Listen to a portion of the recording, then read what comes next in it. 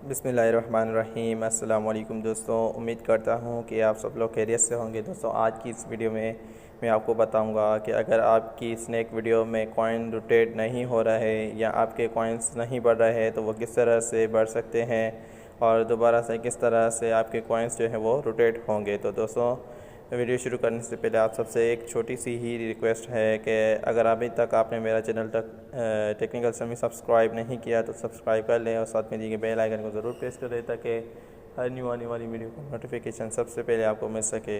तो चलिए बगैर टाइम से आए कि वीडियो को शुरू कर लेते हैं। तो जल्दी से मैं जो यहाँ पर स्नैक वीडियो को ओपन कर लेता हूँ।